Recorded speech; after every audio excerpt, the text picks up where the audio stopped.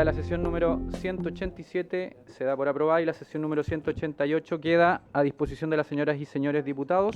Ahora nuestro querido secretario dará lectura a la cuenta. Señor presidente, se han recibido los siguientes documentos.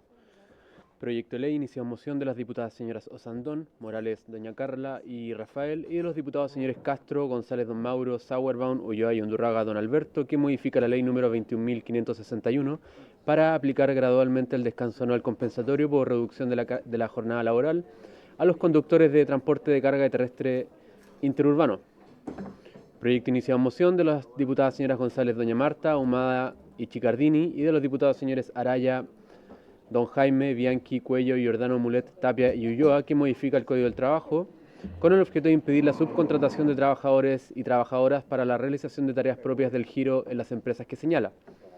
Oficio del subsecretario del Trabajo, mediante el cual cita al presidente de la comisión a la sesión del Consejo Especial para otorgar el premio Manuel Bustos Huerta 2025, de acuerdo con el Decreto Supremo número 2001 del Ministerio del Trabajo y Previsión Social.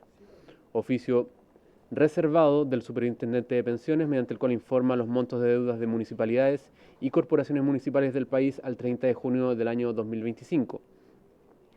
Carta del Gerente General de la Confederación de la Producción y del Comercio, CPC, mediante la cual agradece la invitación y excusa su participación en la sesión del día de hoy, señalando que no han podido analizar la referida iniciativa legal, por lo que solicitan ser invitados a una próxima sesión.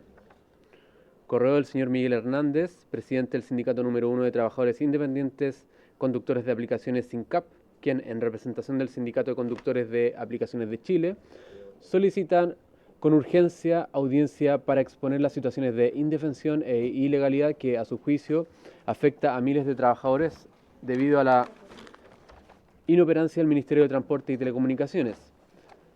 Señala que la gravedad de este conflicto exige una intervención coordinada de las comisiones competentes, particularmente en la sesión que cuente con la presencia del ministro Juan Carlos Muñoz, dado que el problema involucra a las carteras de Trabajo, Transportes, Hacienda y Economía. Y por último, señor presidente, una carta del Comité Mixto Social Cristiano Nacional Libertarios e Independientes, mediante la cual comunica que en la sesión ordinaria del día de hoy el diputado señor Cristian Lavé será reemplazado por la diputada señora Giovanna Ahumada. Esa es toda la cuenta, señor presidente. Muchas gracias, secretario. Echaremos de menos al diputado a la vez hoy día. ¿Alguna palabra sobre la cuenta? No. ¿Ninguna palabra sobre la cuenta? Puntos varios. Diputado Undurraga, después diputado Cuello y después diputada González. Gracias, presidente. Quiero volver a algo que conversamos en la sesión anterior respecto a la situación de correos. Y complementar un poco la solicitud de información a correos. Hasta ahora hemos puesto el énfasis en la situación laboral de los trabajadores que hoy día permanecen en correo. Hemos puesto el énfasis también en las condiciones en que fueron despedidos, las personas que fueron despedidas y las razones. Y creo que eso es correcto, corresponde a esta comisión. Pero hay otra información que a mí me gustaría verificar y por eso preguntar por oficio. ¿Cuál es el grado de endeudamiento de la empresa y cómo este ha aumentado o disminuido en los últimos años? En términos globales, pero también en relación a la relación deuda-capital, o sea, deuda-patrimonio.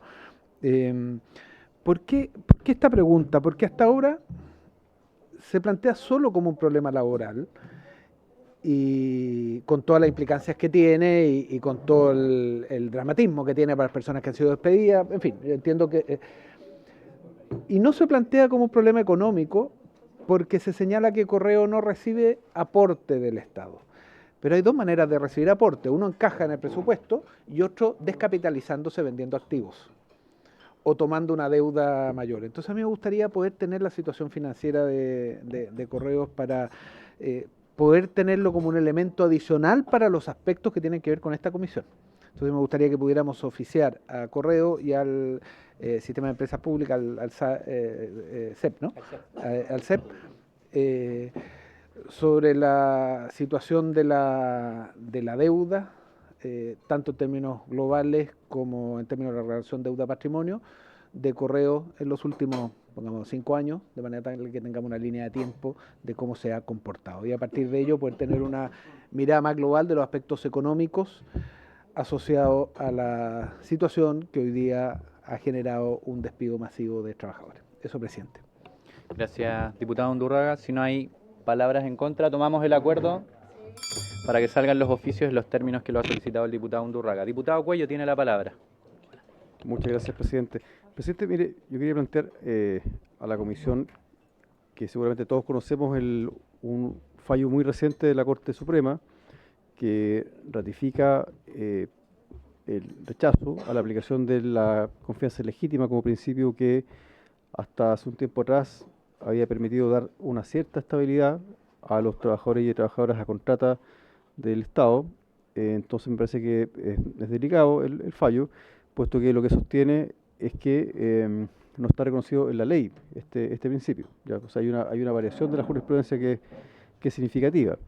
Entonces, yo quería recordar, presidente, que en esta comisión varios parlamentarios presentamos un proyecto de ley para establecer justamente en el ordenamiento jurídico, en la ley, el principio de confianza legítima, que recibimos audiencia sobre ese proyecto de ley, que lo aprobamos en general y que convocamos en su oportunidad al ex ministro de Hacienda, en ese momento ministro de Hacienda, Mario Marcel, y él acá en esta comisión comprometió el envío de un proyecto de ley que se hiciera cargo de las dificultades y de la inestabilidad del empleo público, particularmente respecto de los funcionarios de contrata. Entonces, eso se comprometió para el primer semestre de este año. Naturalmente, hasta ahora no ha ocurrido. Y yo quiero compartir esa preocupación, presidente, porque me parece que sería importante poder conocer cuáles son los planes o lo que el gobierno piensa al respecto para dar estabilidad a los trabajadores públicos. Creo que eso es muy relevante. Entonces, claro, por un lado, creo que sería bueno conocer qué piensa el ministro de Hacienda al respecto, dado que desde esa cartera se hizo el compromiso, y acá hay continuidad también en la función pública. Y en segundo lugar también que considere el presidente poner en tabla el proyecto de ley de confianza legítima en esta comisión para continuar su tramitación, dado que ya fue aprobado en general. Eso, presidente, gracias. Gracias, diputado Cuello. Tomo primero el acuerdo para que se envíe el oficio al Ministerio de Hacienda en los términos señalados. Y efectivamente recuerdo el compromiso del ministro Marcel suscrito en esta misma comisión, por lo tanto, si efectivamente no se ha cumplido, bueno, nosotros como organismo legislador tenemos las facultades, así que tomo debida nota de su solicitud de poner en tabla además la votación o el desarrollo de la discusión en particular del proyecto de ley. Gracias, diputado Cuello. Tiene la palabra la diputada González, luego la diputada Sandón. Gracias, presidente. Vengo a exponer a la comisión un tema que se ha hecho público en distintos medios y es una demanda de dos mamás que también se han denominado en las redes justicia para dos mamás, y tiene que ver con un caso de dos trabajadoras que prestaban servicio a la corredora de seguros Cencosud Scotiabank. Se suma también este caso a los despidos masivos que de los cuales ya hemos sabido por parte de la empresa Cencosud, pero además estos despidos hoy día vulneran los derechos maternales, ya que nos comentan estas dos mamás que cuando la corredora de seguros se declaró en quiebra, Cencosud negoció directamente con todos los trabajadores, sin embargo ellas las dejaron fuera de la negociación por tener fueros maternales y con todos los otros trabajadores llegaron al 80% del finiquito. Y que cuando estuviese emitida la carta de despido, le dijeron a ellas que cuando se emitiera la carta de despido tendrían el mismo trato con el resto que el resto de las ejecutivas. Cuando ellas tuvieron la carta de despido, el encargado de Cencosud, Daniel Fuentes, le dijo que no podía negociar con ellas porque tenían fuero maternal y que eran riesgosas para la empresa. Por lo que la única alternativa que tenían ellas era demandar, desconociendo cualquier trato de los cuales le habían informado a las trabajadoras. Y esto me parece particularmente grave, presidente, porque los derechos maternales tienen un fin, que es proteger a las mamás, pero también el bien superior de los niños. Y hoy día que empresas tan grandes como Cencosud desconozcan los derechos maternales me parece gravísimo. Y es por esto también que ellas han pedido que puedan exponer su caso en la comisión. Así que yo también se lo dejo planteado, presidente, para que ellas pudiesen también exponer con mayor detalle lo que le ha tocado vivir y cómo ellas fueron desvinculadas el 2024 y aún no tienen ninguna respuesta de su deuda pendiente, ni qué es lo que pasa con su fuero. Simplemente la única opción que Cencosud le ha planteado es demandar, una demanda que además se ha dilatado. Es por eso también que me pareciera pertinente, presidente, que como usted también ha invitado a la señora Susana Jiménez, que es la primera presidenta de la Confederación de Producción del Comercio CPC, me parece que es muy importante que una mujer que esté al cargo de un gremio empresarial también se pueda pronunciar cuál es la postura de ellos frente a empresas que vulneran los derechos de la mujer y los derechos maternales. Y también quedo también abierta también, presidenta, a cualquier otra acción que usted pudiese tomar como comisión. Muchas gracias. Gracias, diputada González. Lamentablemente la señora Susana Jiménez Schuster se excusó. No vamos a contar con su presencia el día de hoy. Sin perjuicio de eso, tomo nota también, dentro de las varias invitaciones que tengo que hacer, considerar también a las dos trabajadoras que usted ha mencionado en su relato. Gracias, diputada González. Oficio no solicitó, de ningún tipo, ¿verdad? No. Presidente, pudiésemos oficiar a la Dirección de Trabajo igualmente para que se pueda pronunciar con este caso. Envíenos los antecedentes a Secretaría para que podamos evacuar un oficio del que toma acuerdo para efectivamente entregar los antecedentes necesarios para que la Dirección del Trabajo pueda hacer un trabajo acucioso. Gracias, presidente. Ya. ¿Perdón? Diputado Sandón. Gracias, presidente. Mire, yo le quería pedir, si es posible, con la unanimidad de todos los demás diputados, si le pudiéramos dar 5 o 10 minutos a la organización ORCID, que están acá, vinieron a hablar con el presidente de la Cámara, por un tema que usted conoce, sobre todo por unos reclamos que han tenido ellos en relación con temas internacionales con la OIT, y que es bastante interesante su posición. Yo le dije que iba a pedirle, si usted nos daba 5 o 10 minutos para que lo expongan, y de ahí emanen varios oficios sobre la situación que ellos están viviendo. Esta es una organización de sindicatos privados y públicos, o sea, es una mezcla de todos, pero todos tienen problemas en este minuto con situaciones relacionadas con obligaciones que la OIT le habría pedido a Chile y que no se están realizando en este minuto. Así que, si usted tiene a bien, preguntar a todos los diputados si tienen la disposición de recibirlos. Un minuto. Gracias, diputado Sandón. Para poner en contexto, efectivamente, la Organización de Reclamantes de Convenios Internacionales del Trabajo, que son quienes están acá esperando poder ser recibidos, si la comisión lo tiene a bien, es una organización con la que yo ya me he reunido, he estado al tanto, hemos enviado algunos oficios, pero dado que uno de nuestros invitados hoy día efectivamente se ha excusado y nuestra sesión va a ser más corta, propongo que podamos recabar la unanimidad para tener los 10 minutos que nos han solicitado para exponer en términos generales el caso que comenta.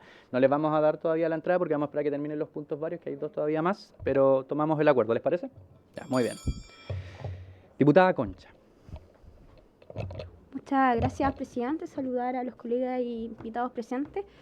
Yo vengo por un tema que ya ha sido repetitivo para mí en esta comisión, pero creo que es importante, y en su momento se tomó el acuerdo de esta comisión ya hace varios meses de invitar a las manipuladoras de alimentos, que todavía están esperando ser escuchadas por esta comisión, que además es que todos podamos conocer de forma transversal cuál es la situación que hoy día ya están viviendo por no tener reconocidas las enfermedades laborales. Entonces, hay muchas situaciones que están afectando a las manipuladoras de alimentos, sobre todo en temas de atención médica, como no están reconocidas estas enfermedades, y que hoy día las inhabilitan para poder ejercer una función esencial, sobre todo porque además creo que es importante poder apoyarla en el sentido de que muchas de ellas son madres que están sacando adelante su familia y que necesitan seguir trabajando, pero también con un respaldo de que las enfermedades que hoy día están presentando es por una causa laboral.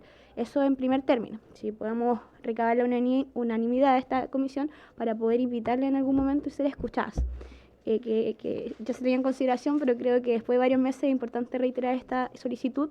Y en segundo término, también es algo que ya había solicitado antes, que habíamos partido en la discusión del proyecto de ley de prácticas profesionales, y que, si el secretario me puede ayudar con la memoria, el acuerdo fue que cuando llegaran informes se pudiese retomar la iniciativa, o sea, la discusión de este proyecto de ley y ya llegaron algunos informes, que es de la Biblioteca del Congreso Nacional, entonces creo que es importante poder retomar la discusión de este proyecto de ley, que es muy requerido y muy solicitado también por, obviamente hoy día, los afectados en esta área, que son los estudiantes en prácticas.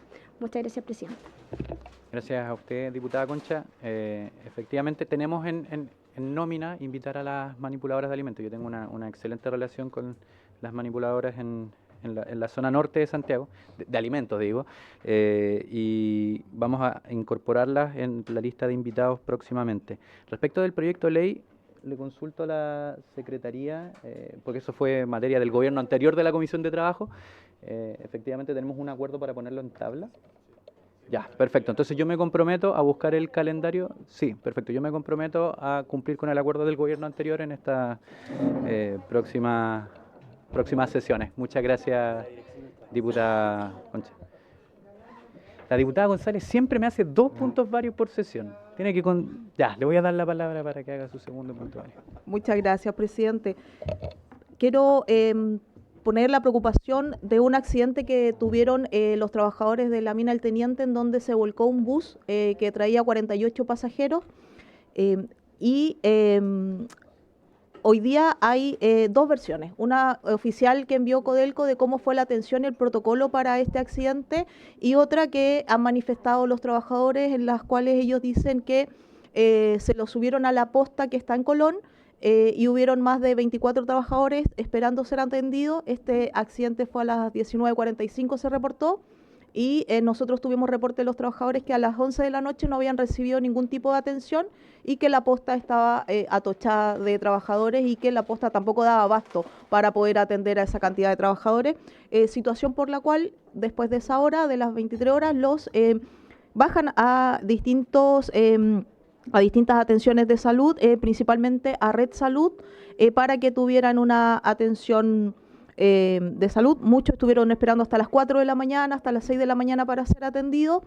Y finalmente esto nos deja a la vista, presidente, 2 situaciones muy graves. Una, primero, la diferencia en las versiones de lo que plantea Codelco, cómo fue el protocolo para los trabajadores, y la otra, la que dicen los trabajadores que vivieron el accidente, que tuvieron que esperar largas horas para ser atendidos, que no fueron atendidos en la posta Colón, y que finalmente terminan siendo atendidos en Red Salud, uno a las 4 de la mañana, otro inclusive a las 6 de la mañana.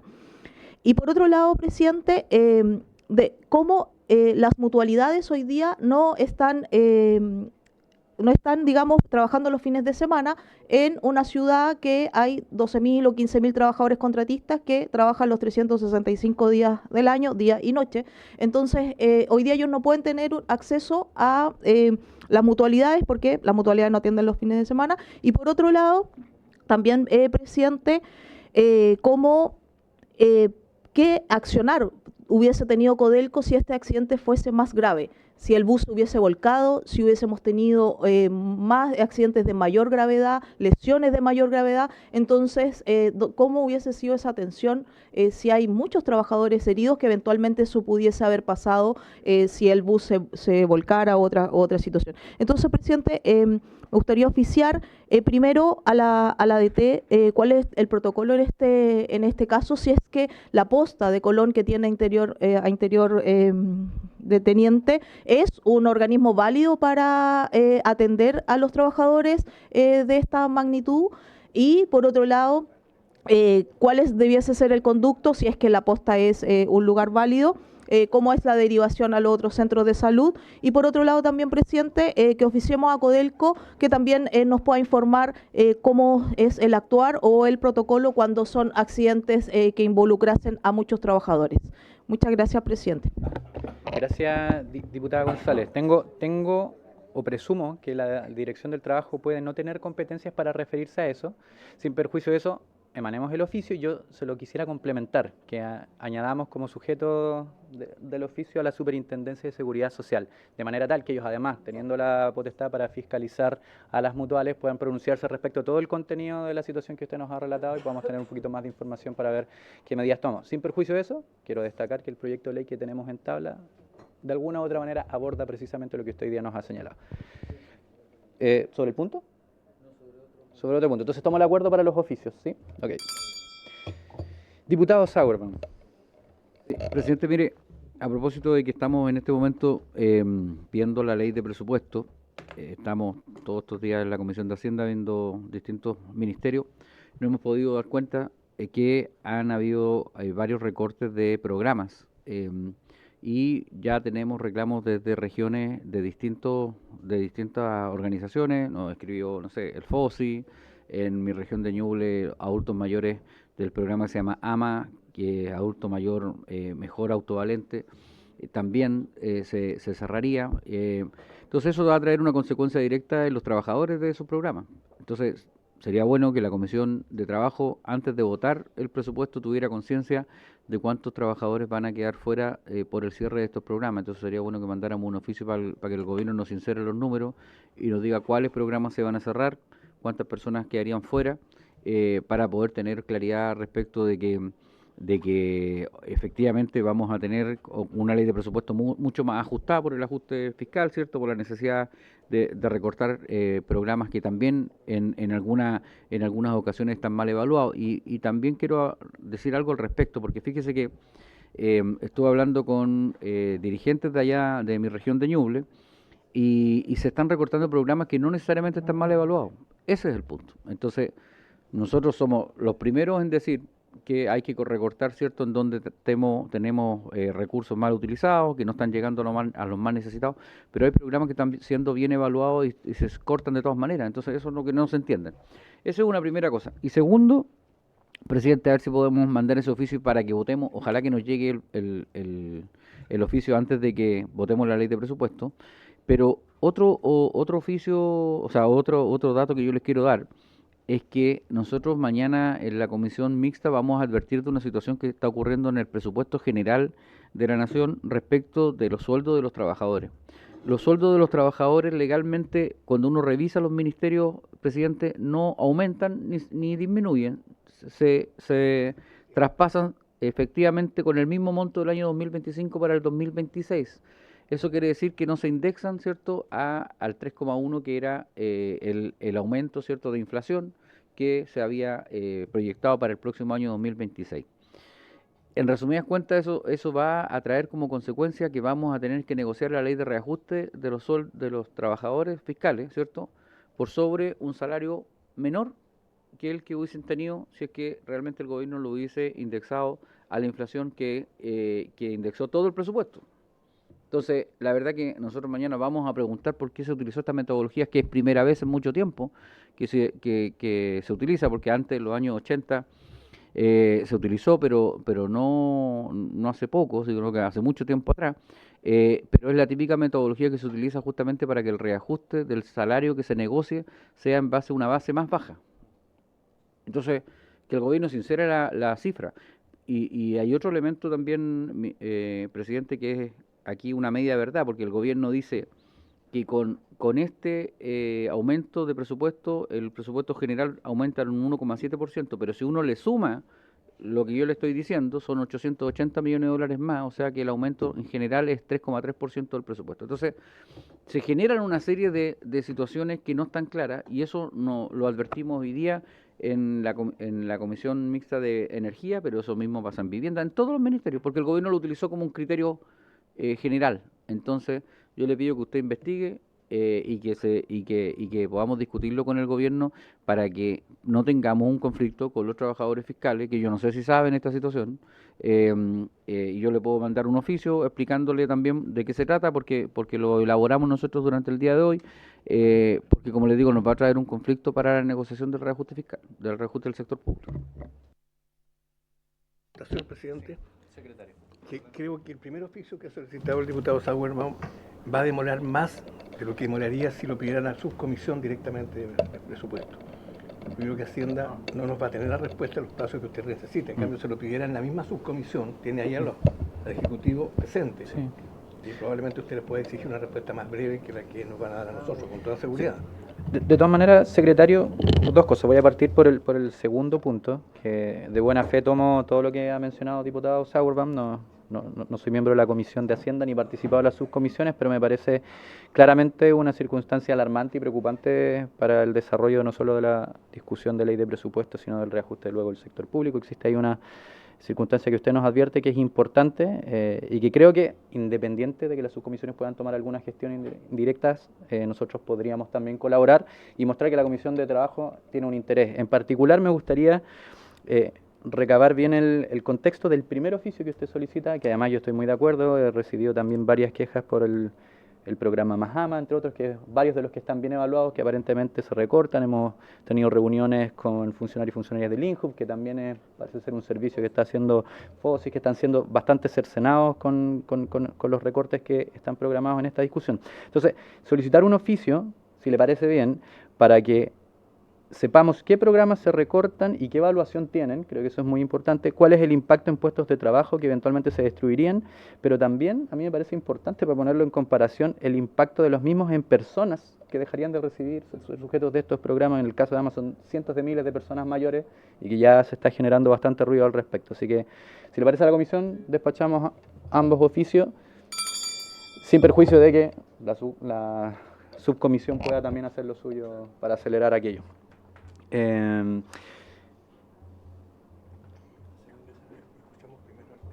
Espéreme, que yo falta mi puntos varios, pero es cortito para la Secretaría, porque el día 4 de junio de este año emitimos un oficio dirigido al Ministerio del Trabajo, a la Dirección del Trabajo y a la Contraloría General de la República, solicitando evaluar las medidas necesarias para garantizar la negociación colectiva de empresas estatales que hoy día siguen siendo dependientes del Ministerio de Defensa Nacional, particularmente asegurando que los trabajadores productivos de ENAER puedan ejercer plenamente su derecho a la negociación colectiva. Quisiera consultar a la Secretaría si es que ese oficio ha tenido alguna respuesta, y si no la ha tenido, solicitar por favor que se pueda insistir. Ahí lo revisamos, pero lo dejo de todas maneras para la Secretaría. Ya. Como habíamos comprometido, vamos a recibir entonces, antes de partir, porque tenemos a los invitados afuera. Tenemos telemático. Está telemático del profesor. Y además está en España. Está en España, tiene un problema horario. Ya, vamos a invertir el orden, vamos a pedirle a los funcionarios, vamos a pedir primero la exposición de la orden del día y vamos a dejar para el final a nuestros... Sí, que pasen nomás, que pasen y se sienten. Vamos a dejar las organizaciones reclamantes de convenios para posterior a la intervención, debido a que además no tenemos nuestro segundo invitado, que es la señora Susana Jiménez.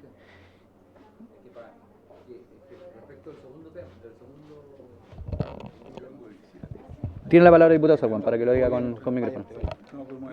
Presidente, mire, respecto al segundo tema, yo voy a leer aquí muy cortito la situación. ¿Estamos volviendo atrás? ¿O estamos... Sí, pues, es porque el segundo tema no lo cerramos, porque respecto de la ley de presupuesto, lo que yo le he comentado respecto de las cifras del gasto en personal del año 2025, yo se lo voy a mandar esto para que después usted pueda hacer el oficio al gobierno. Estas no están ajustadas por inflación para poder comparar con las cifras en pesos del año 2026. Entonces, esta decisión distorsiona la realidad de las cifras y oculta la previsión de costos fiscales de la nueva ley de reajuste posterior a la ley de presupuesto. Más aún, si históricamente se ha reajustado por inflación, al reconocer que el reajuste del sector público será siempre menor a la inflación. Más grave resulta aún que los datos presupuestados del gasto en personal tampoco parecen incorporar los costos laborales de la reforma previsional, tal como muestran las tablas del Ministerio de Vivienda, al mostrar un aumento de 0,6% tanto en sueldos como en cantidad de funcionarios. Esto es grave porque en agosto de 2026 la cotización previsional crece en 2,5% porcentuales, de momento no tienen financiamiento. Las consecuencias de esta decisión es, tras la ley de reajuste del sector público, se amarrará al siguiente gobierno a realizar recortes adicionales durante el año 2026 o a incurrir simplemente en un déficit fiscal mayor. Entonces, lo que le transmito, presidente, es que como en la ley de presupuesto no viene considerado un reajuste en el salario de los trabajadores, ni siquiera por inflación, vamos a tener una negociación de reajuste del sector público en una base menor a la baja. Entonces, eso hay que preguntárselo al gobierno, por qué utilizó esta metodología y si ellos tenían planeado plantearnos en la comisión mixta, que va a ser la próxima semana después de la distrital, una fórmula distinta que no se ha ocupado, como le digo, hace mucho tiempo. Entonces no se entiende por qué esto no se había hecho hace muchos años atrás. Ya, de acuerdo, diputado Saur, le pedimos que nos pueda remitir esos antecedentes para robustecer, pero tomamos, dentro del acuerdo que yo solicité, era el oficio en las circunstancias que usted lo había solicitado, así que incorporamos los antecedentes que nos ha entregado en este momento. Habiéndose terminado los puntos varios, pasamos a la orden del día, en una sesión que tiene por objeto continuar con el estudio del proyecto de ley originado en moción que modifica el Código del Trabajo y otros cuerpos legales para fortalecer la protección de la salud y seguridad de las personas trabajadoras, correspondiente al boletín número 17.837-13. Para estos efectos se ha invitado al señor Cayetano Núñez, doctor en Derecho, profesor titular de Derecho del Trabajo y de la Seguridad Social de la Universidad de Valencia, y a la señora Susana Jiménez Schuster, presidenta de la Confederación de la Producción y del Comercio, esta última que se excusó y no va a participar. Sin embargo, tenemos al señor Cayetano Núñez, que ha confirmado telemáticamente, por razones evidentes, estando en España, razón por la que pido la unanimidad para que pueda hacerlo. No hay problema, ¿no es cierto? Ya, le damos entonces la palabra al señor Cayetano Núñez, que lo tenemos conectado en el Zoom. Hola, buenas tardes en Chile.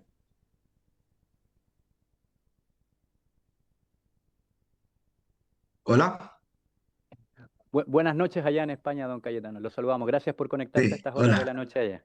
No, está muy bien. Muchas gracias por la invitación, por dejarme participar en este debate tan importante respecto a una materia tan relevante para el mundo laboral. Eh, yo sin más preámbulo, después de este agradecimiento, querría entrar en materia. Eh, Quiero hacer algunas consideraciones primero respecto a digamos, la finalidad de cualquier norma de carácter preventivo en materia de riesgos laborales y, por tanto, de seguridad y salud en el trabajo.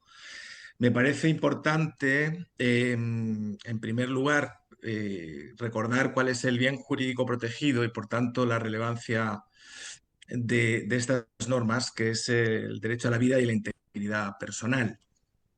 Y creo que es muy importante recordar que este bien jurídico protegido es un bien al que no se renuncia, por supuesto, y eso estamos absolutamente de acuerdo dentro de una relación de trabajo, pero que la protección, y creo que es un dato que me parece muy destacable, tiene naturaleza preventiva.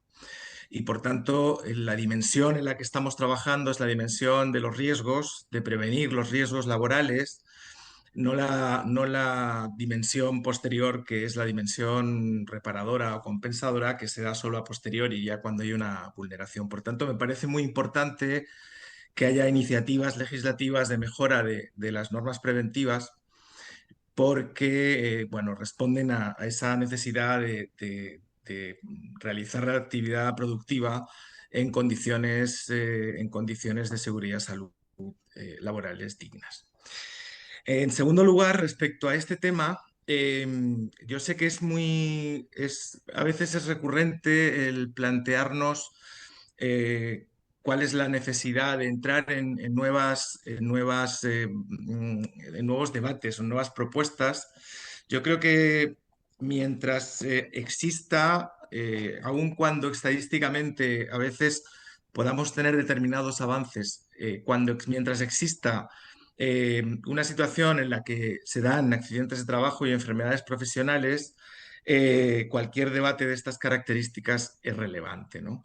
El tema estadístico es importante tenerlo en cuenta, pero también es verdad que a veces el tema estadístico no es permanente en el tiempo. Aquí, por ejemplo, en la realidad española hemos tenido y tenemos en conjunto y sobre todo en algunos sectores productivos altas y bajas permanentes de accidentabilidad y de fallecimientos, con lo cual, bueno, pues realmente el tener un ciclo positivo en términos de descenso, porque siempre que existe algún accidente o alguna enfermedad profesional no podemos hablar de positividad, pero en términos de descenso hay que siempre tenerlo con mucha prudencia, ¿no? Y no olvidar que la OIT plantea siempre tolerancia cero hacia el accidente de trabajo y enfermedad profesional. Por tanto, ese es el objetivo, ¿no? La tolerancia cero, lo que significa que mientras estemos en situaciones complejas, en términos de siniestralidad laboral, hay que hacer lo posible, todos los esfuerzos que se hagan son esfuerzos, digamos que necesarios e imprescindibles, ¿no? En segundo lugar, me gustaría hablar de algo que creo que es relevante en términos de algunas de las cuestiones que plantea el proyecto, y es sobre la cultura de la sensibilidad preventiva, que creo que es algo que tiene una actividad bilateral, ¿no?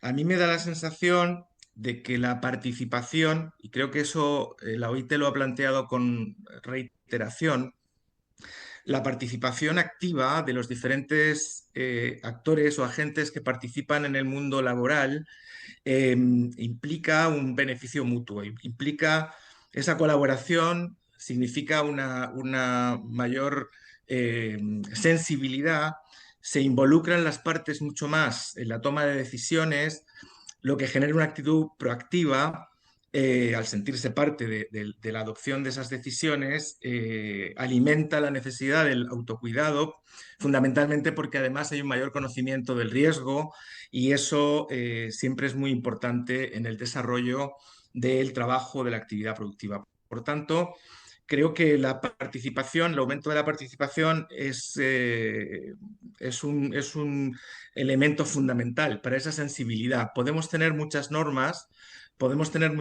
preventivas, pero sin esa sensibilidad o cultura preventiva a veces es muy difícil su cumplimiento, ¿no? Y por eso esa participación sana y colaborativa, tanto a nivel colectivo como a nivel individual, yo creo que mejora las condiciones de trabajo, desde luego mejora las condiciones de productividad de las empresas y además creo que ayuda a las empresas a tomar decisiones más eficaces. Porque genera una confianza mutua. Ese diálogo creo que está destinado a generar una confianza mutua, insisto, en algo tan relevante como es la protección del derecho a la vida y a la integridad personal. Pero además, yo creo que para las empresas no es un gran reto tampoco, en la medida en que las empresas deben tener un control sobre el proceso productivo, proceso productivo en el que está integrada la prevención de riesgos. Es importante no perder esto de vista.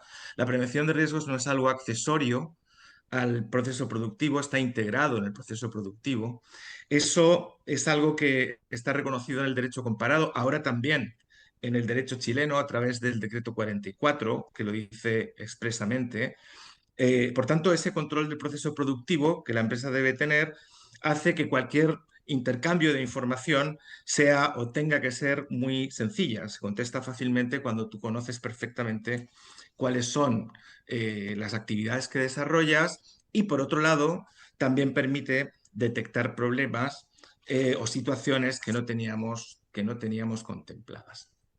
En tercer lugar, respecto al marco normativo, no olvidemos que el artículo 184 del Código del Trabajo, en una similitud con las normas internacionales y con el derecho comparado, incorpora una expresión, un concepto jurídico indeterminado que es proteger eficazmente a las personas trabajadoras. Este concepto jurídico indeterminado a veces provoca cierta incertidumbre a la hora de que las empresas sepan cuál es la conducta a seguir y, por tanto, es importante que las normas preventivas guíen y orienten la conducta preventiva empresarial.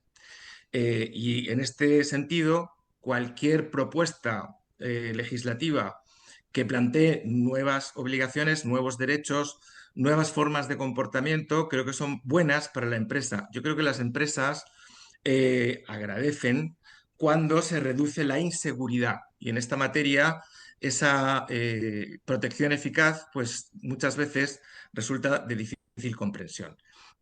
Es así que la jurisprudencia viene a plantear que las empresas tienen un margen realmente son quienes toman las decisiones y tienen un margen de discrecionalidad, pero viene delimitado por normas de orden público. Y por tanto, esas normas de orden público son aquellas que le determinan qué hacer para tomar las medidas necesarias que le permiten cumplir con la deuda de seguridad en función de un estándar de comportamiento que viene determinado por la diligencia debida, que es la que se valora por los tribunales.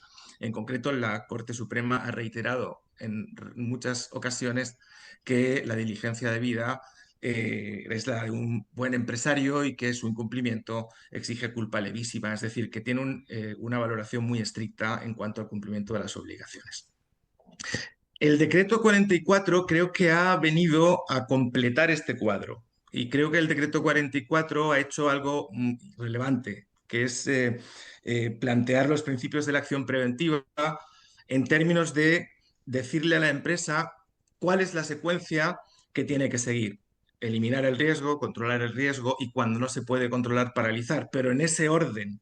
Y por tanto, ha venido a decirle a la empresa cuál es el cumplimiento de su protección eficaz en la medida en el que sea posible. Le ha dicho que combata los riesgos en la fuente, en el origen, que adopte medidas colectivas antes de las individuales, que adapte el trabajo a la persona. Es decir, hemos tenido en el ordenamiento jurídico chileno unos avances significativos que benefician, yo creo que han venido a contribuir a que las empresas tengan una mayor capacidad a la hora de tomar decisiones con seguridad y con certeza.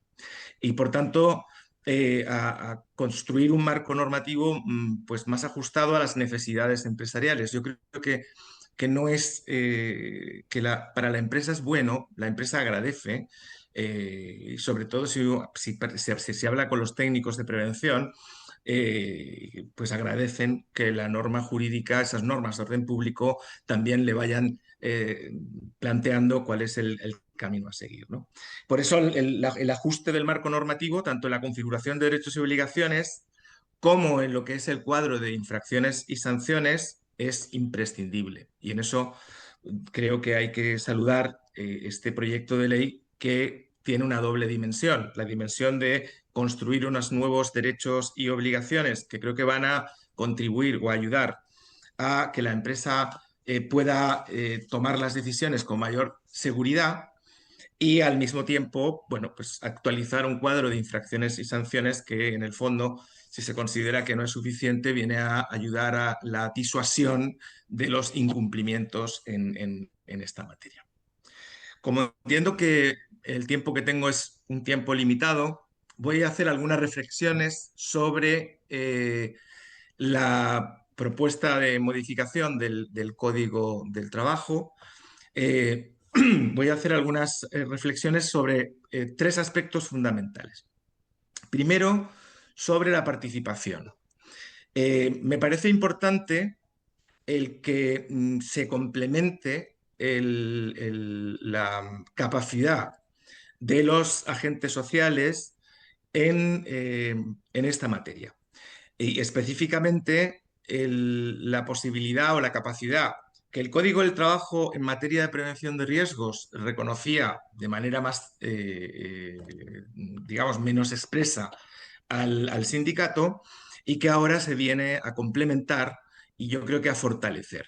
Y vuelvo a insistir, creo que esta fortaleza es una fortaleza que va a beneficiar si el diálogo se establece como obviamente tiene que hacerse, de buena fe, en la construcción de un diálogo colaborativo, va a beneficiar a ambas partes. Específicamente, hay algunas cuestiones a las que hace referencia el proyecto de ley. Primero, a la consulta sindical, a la posibilidad del sindicato o de la organización sindical de consultar a la empresa respecto a las materias referidas a la prevención de riesgos laborales. Yo creo que esta consulta, en el fondo, es la solicitud de una explicación sobre decisiones adoptadas o decisiones que se puedan adoptar en la medida en que no está definido ni como una consulta que la empresa tenga que realizar al sindicato, ni la tengo que hacer tampoco de manera previa, sino que es una consulta que realiza el sindicato cuando considera que hay algún elemento sobre el que necesita tener un conocimiento mayor en esta materia. Por tanto, no estamos hablando de una consulta obligatoria para la empresa y no es una consulta previa, sino que es una consulta que el sindicato puede realizar en cualquier instante, si la empresa está obligada a responder al sindicato. Vuelvo a insistir, en la medida en que la empresa controla su proceso productivo y su proceso preventivo, no le resulta de gran complicación realizar esta contestación de una manera razonada. Por tanto, me parece que es importante porque en un momento determinado la organización sindical puede tener una opinión que puede enriquecer la toma de decisiones. Veo que además no pasa como pasa en el derecho comparado. En el derecho comparado, cuando no se toman en cuenta las opiniones de las representantes de los trabajadores, eso da lugar a ciertos agravamientos sancionadores. Aquí no tampoco tiene esa incidencia. Sí es verdad que para el comité paritario la consulta sí es previa y por tanto en ese sentido, bueno, hay un órgano en la empresa para el que, digamos, tiene que haber esa consulta con carácter previo a la toma de decisiones, pero no así respecto al sindicato. Yo creo que aquí, además, la existencia de una cierta representación, si se puede llamar así al comité paritario, de los trabajadores o de las personas trabajadoras y del delegado de Seguridad y Salud del Trabajo que se establece en el decreto 44, pues es complementaria. A veces incluso se puede hablar de que debe haber vinculaciones entre la organización sindical y los miembros elegidos como representantes por parte de los trabajadores y las trabajadoras en el comité paritario y como delegado de Seguridad y Salud del Trabajo. En ese sentido, yo creo que muchas veces va a haber una vinculación que no va a ser necesaria o que no va a hacer necesaria esa doble consulta. En todo caso, me parece que no es que son complementarias, que no se superponen y me parece que es enriquecedor en la medida en que se puede hacer esta consulta de buena fe. Por tanto, no hay en absoluto en esta propuesta una limitación a la capacidad de dirección y de gestión empresarial. La empresa sigue disponiendo de toda su capacidad de decisión. Lo que sí que hay es una incitación a la consulta, al diálogo y, por tanto, al intercambio de opiniones que puede ser enriquecedor y de beneficio conjunto. Se establece además para ello también un canal de comunicación entre sindicato y personas trabajadoras, que yo creo que a estas alturas, a través de las nuevas tecnologías, no resulta de ninguna complejidad, ¿no? Hay un tema que también se incorpora en el proyecto respecto a la participación, pero ya no respecto a la participación colectiva, sino la participación individual, ¿no? Que es cuando se establece, sobre la base de lo que se conoce por el whistleblowing, el canal de denuncias, ¿no? Y parece, bueno, que los canales de denuncia se establecen o se han establecido protocolarmente en muchas dimensiones que tienen que ver con el derecho del trabajo, desde lo que tiene que ver con el acoso, pero también con otras muchas situaciones de anomalías o de irregularidades en la empresa. Y el tema de los canales de denuncia a veces parece que se pueden superponer. Yo creo que en cualquier caso es posible hacer un esfuerzo y tener un canal de denuncias que permita plantear irregularidades en muchas dimensiones. Pero en este caso concreto, el canal de denuncias no creo que no creo que tenga ninguna complejidad por ser anónimo. Me parece importante el que todos sabemos lo que significa la subordinación, la dependencia, la ajenidad. A veces hay personas trabajadoras que no se atreven a expresar una opinión o simplemente se dan cuenta de una irregularidad y les da pues miedo plantearlas, ¿no? El canal de denuncias puede permitir que aflore una situación que no se está viendo y, por tanto, me parece que tiene un beneficio para la empresa el poder conocer situaciones que pueden habérsele escapado. De hecho, en los canales de participación históricos, muchas veces las empresas construyen canales de participación de los trabajadores a través de ese tipo de fórmulas de motu propio y precisamente para dar espacio a la opinión individual. Por tanto, creo que eso es también, a mi juicio y a mi humilde entender, un criterio o una propuesta beneficiosa. La segunda de las cuestiones a las que me quiero referir es sobre el riesgo grave e inminente del 184 bis. Yo veo la propuesta que se efectúa Y me parece que es una propuesta, sinceramente, muy comedida. Me parece que es una propuesta que no, tampoco, sí es importante por lo que voy a decir ahora, pero no supone tampoco ningún salto cualitativo respecto a una laguna que a mí me parece que sí tiene el ordenamiento jurídico chileno, que es la paralización colectiva. Ustedes saben que en el derecho comparado se establece la paralización bien a nivel individual o bien a nivel colectivo. Los representantes de los trabajadores tienen la posibilidad de paralizar o interrumpir las funciones, la actividad de la empresa cuando hay un riesgo grave e inminente. Yo, del tenor literal, lo que interpreto, igual que ahora me referiré a ello, pero lo que interpreto es que el sindicato informa a la persona trabajadora sobre la posible existencia de un riesgo grave e inminente. Es decir, lo que viene a hacer es que la organización sindical, que tiene una capacidad seguramente mayor de valorar, que puede además ayudar a la persona trabajadora a tomar una decisión que quizás no se atreve a tomar o porque tiene dudas o porque tiene miedo, que le puede dar seguridad. Pero no, yo creo que el proyecto no está facultando al sindicato para interrumpir la actividad productiva. No, no, del tenor literal, yo no entiendo eso.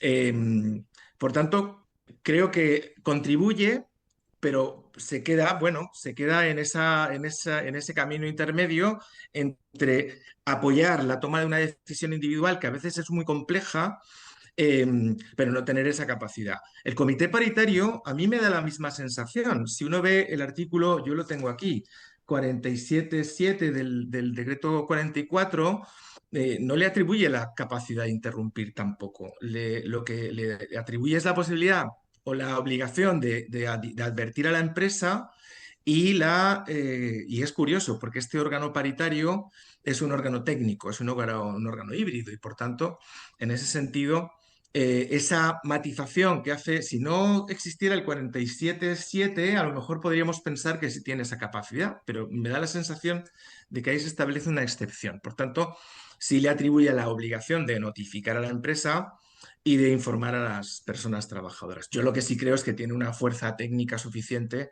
y tiene un bagaje institucional suficiente como para que si le plantea a la empresa que existe un riesgo grave inminente, la empresa automáticamente debería paralizar. Por tanto, sobre el riesgo grave inminente, yo creo que lo que se puede hacer es considerar que hay un salto cualitativo en términos de colaboración a la hora de que la persona trabajadora de manera individual pueda paralizar o interrumpir su actividad y en su caso evacuar, pero no respecto de la posibilidad, al menos en el tenor literal como yo lo interpreto, de paralizar.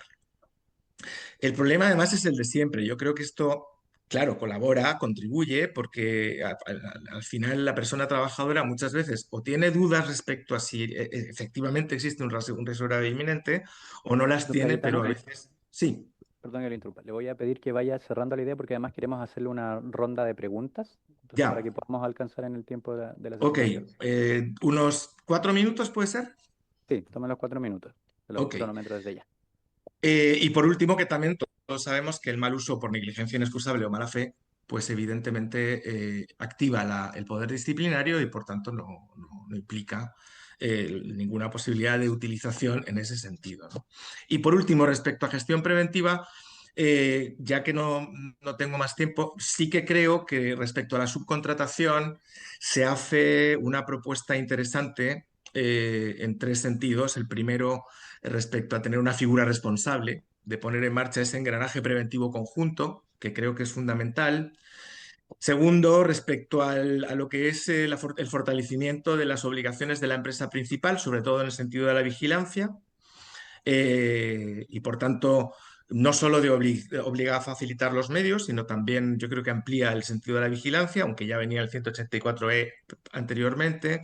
Y por último, respecto a la responsabilidad solidaria. Yo, bueno, me quedo aquí porque veo que me he pasado el tiempo y pongo mi tiempo a disposición de ustedes por si me quieren hacer alguna consulta respecto a mi humilde conocimiento del tema. Muchísimas Gracias, don Cayetano. Primero que todo, le vamos a solicitar que nos pueda enviar el documento técnico, si lo tiene por allí, que ha utilizado para su exposición, si es que lo hubiera, pues lo vimos muy seguro hablando del proyecto. Además, aprovechar de mencionar que don Cayetano Núñez es profesor en universidades chilenas y que tiene un último libro, la razón por la que decidimos invitarlo, que se llama El artículo 184 del Código del Trabajo, Cuestiones presentes y futuras de la prevención de riesgos laborales en Chile, ¿no? Me parece importante hacer esa precisión para que se entendiera plenamente su calidad de experto en materia de salud y seguridad en el trabajo en Chile. Dicho eso, abro la palabra si es que algún colega quisiera realizar alguna pregunta. No, yo tengo varias. Tengo algunas. Voy a llevarlo a propósito de su presentación, que fue muy completa y abordó varias dimensiones de este proyecto de ley. Me gustaría consultarle algunas cosas más en profundidad. La primera es si, y esto es porque en la sesión pasada tuvimos a un exdirector del trabajo, don Marcelo Albornoz, haciendo una exposición sobre el proyecto y señaló varias cosas. Quiero resumirlas para que usted pueda tomar nota de algunas de ellas y responderlas si lo tiene bien. Primero, que el encargado de seguridad y salud en el trabajo colisionan con el delegado del Decreto Supremo 44 y con el Comité Paritario. Usted algo ha mencionado, nosotros evidentemente sostenemos que no choca, sino que más bien son complementarios, pero me gustaría tener su versión de aquello. Lo segundo que él dijo fue que la consulta ya existe en el sistema de gestión, que ya están en el DS44, y que por lo tanto no habría que legislar sobre esta materia. Evidentemente nosotros creemos que hay que reconocer ese derecho en la ley, pero también quisiera que usted pudiese ahondar sobre lo mismo. También se dijo que el inciso del artículo 155 que proponemos nosotros invade la ley 16.744. Y que meter esto al reglamento interno es una mala técnica porque esta ley, la que ya cité en su artículo 67, ya regula seguridad y salud, seguridad social, no laboral. Entonces, bueno, ahí nosotros creemos que no regulamos en la norma del 16.744, sino que asignamos una responsabilidad interna y esa es la razón por la que lo alojamos en el reglamento interno, para que el empleador fije un representante, pero también me gustaría tener su visión de aquello. Y lo otro que señaló que nos llamó mucho la atención es que el artículo 183C ya está cubierto por el 66 bis y por el Decreto Supremo 76 del 2007. Básicamente que el régimen de subcontratación ya está regulado y por cierto nosotros creemos que hoy la coordinación recae excesivamente en el mandante. Entonces ahí para que se pronuncie sobre eso, adicionalmente, si le parece, y en su experiencia comparada además con la legislación española, que ciertas normas que derivan en responsabilidad penal también son formas de hacer más fuerte el efecto disuasivo de la normativa de salud y seguridad en el trabajo, que es algo que no se ha abordado en las distintas exposiciones y sobre lo cual también me gustaría que usted pudiese pronunciarse. Y por último, usted mencionó que el proyecto de ley no beneficia solo a los trabajadores y trabajadoras o a las organizaciones sindicales, sino que también a las empresas porque favorece su productividad. Y me gustaría que pudiese ahondar también en esa línea de su exposición. Gracias. ¿Nadie más tiene preguntas? ¿No? Ya. Le doy la palabra a don Cayetano. Ok, voy a ver si soy capaz de contestar a todas o algunas de ellas. Vamos a ver, empezando por el final, bueno, yo creo que obvio que es beneficio mutuo porque en el fondo, precisamente, y esto no es algo que diga yo, si esto lo viene diciendo la OIT históricamente, ¿no? Que es que el diálogo y el fomento del diálogo dentro de la empresa beneficia a las dos partes, pero es que además en esta materia tan concreta, yo creo que la participación de todos los actores suma y por tanto, primero suma porque porque todos los actores tienen también una opinión y un conocimiento de la empresa, y en segundo lugar, porque en el fondo hay un objetivo común, que es proteger eficazmente y por tanto creo que en ese sentido cualquier medida que se adopte en términos de diálogo va a beneficiar a ambos, ¿no? Yo yo en realidad lo que decía era que el beneficio conjunto era porque había una mejora de condiciones de trabajo y que eso evidentemente era bueno para todo el mundo, para la empresa también, porque quiere que sus trabajadores, yo creo que las empresas quieren que sus trabajadores estén en buenas condiciones laborales, ¿no? Y que además eso obviamente tiene unas consecuencias económicas, pero es que eso está calculado, o sea, se calcula que cualquier inversión que se hace en materia preventiva revierte entre 3 y 4 veces en beneficios de la empresa. Y no me gustaría mercantilizar este tema porque este tema creo que no hay que mercantilizarlo. Creo que el fundamento básico de este tema es el de la protección del derecho a la vida y a la integridad personal, ¿no? Pero bueno, por si acaso. Respecto al 183E, no sé yo muy bien, yo no sé si no me he expresado bien. Yo creo que lo que se hace es fortalecer algo que ya estaba en el 183E, ¿no?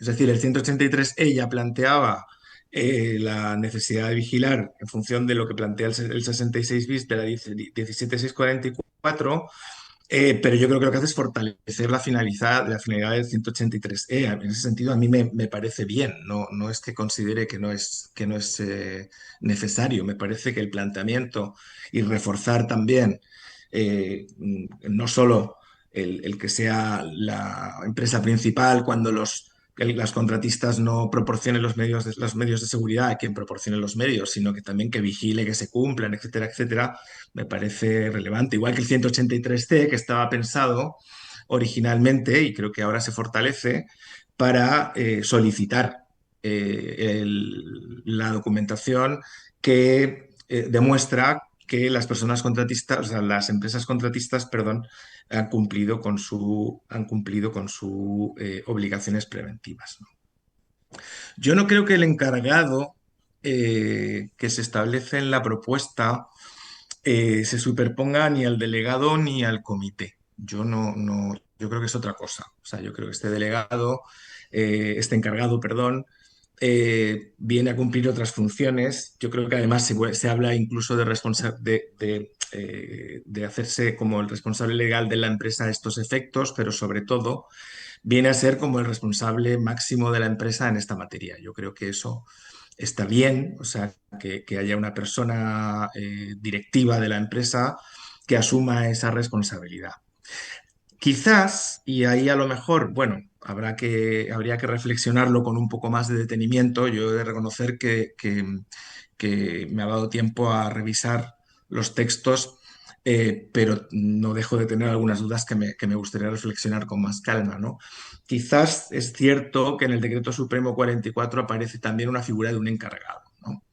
Pero yo entiendo que son dos cosas distintas. Podrían coincidir o podrían no coincidir. A lo mejor ahí habría que afinar más, ¿no? Podría que ese encargado, que yo creo que el decreto 44 se refiere al máximo responsable técnico preventivo de la empresa, es una cosa y este quizás es otra, ¿no? Es una persona que puede coincidir o no puede coincidir, pero que en el fondo asume funciones de dirección y de responsabilidad máxima en materia preventiva, ¿no?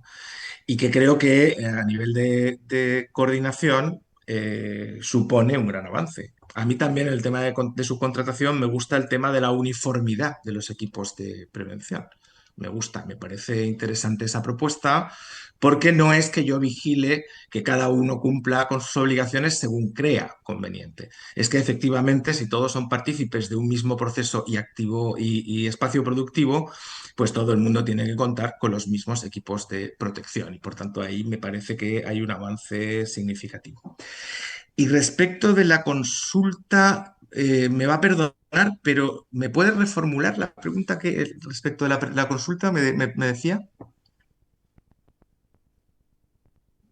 Sí, dice relación con los dichos del exdirector. La mayoría de las primeras preguntas que le hice son parafraseos de los dichos del exdirector del trabajo en una sesión pasada. Y él ¿Ah? señalaba que la consulta ya existe en el sistema de gestión, en el Decreto Supremo 44 y en el sistema de gestión, y que por lo tanto cree que es innecesario legislar en esta materia, que se estaría innovando demasiado.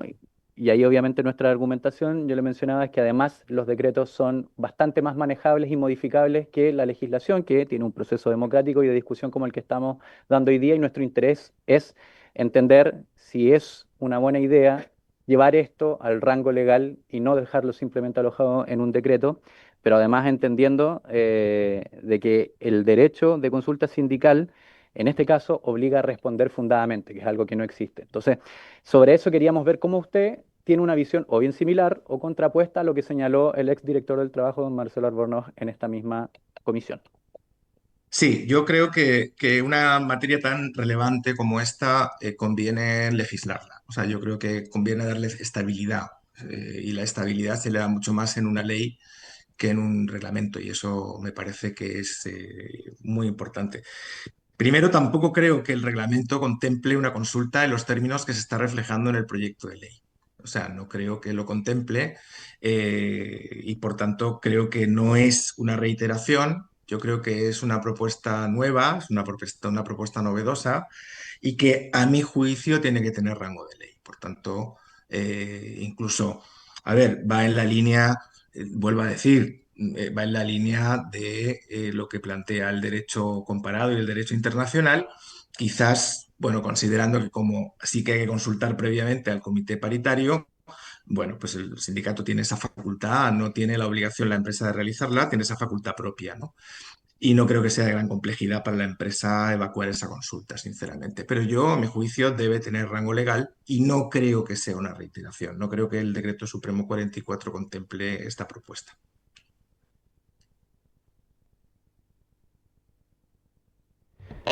Muchísimas gracias por su clara y detallada respuesta. Le agradecemos además, como señalaba hace unos momentos, si nos puede hacer llegar cualquier insumo que pueda favorecer el estudio de los parlamentarios y parlamentarias de la comisión respecto de esta iniciativa. Y particularmente le agradecemos la posibilidad de haberse conectado, sabiendo que, entiendo, son más de las 11 de la noche en este momento. Estamos casi llegando ya a la hora del zapato, vamos, a la hora de la cenicienta, pero sí, Así estamos que ya. doblemente meritorio que pase casi al siguiente día en esta exposición y compartiendo sus reflexiones sobre salud y seguridad. Participado. Muchas gracias. Muy agradecido, don Cayetano Núñez, por su clarísima exposición. Perfecto. Queda totalmente liberado por si desea desconectarse, irse a dormir, a descansar, a comer, a lo que estime pertinente. Perfecto. Muchas gracias. Nosotros vamos a cumplir con el compromiso que tomamos en el punto varios y por lo tanto quisiera citar a esta mesa a los distintos dirigentes y trabajadoras y trabajadores reclamantes de convenios internacionales del trabajo ante la OIT para que nos puedan exponer en 10 minutos. Sí. Desconozco cómo se van a organizar, quién va a tomar la exposición central, don Fabián Caballero. Les voy a pedir, sí, antes de que tome la palabra, don Fabián, que se puedan presentar a mi izquierda hacia la derecha para que sepamos quiénes son todos los expositores y luego le damos la palabra a don Fabián Caballero, que hará esta vez de vocero.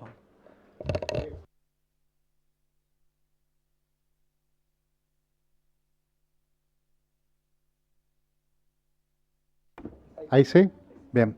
Soy Rodrigo Ceballos, presidente de la Asociación de Funcionarios y funcionarios del Servicio Médico Legal y represento 4 reclamaciones ante la OIT de 4 funcionarios destituidos que están acá presentes.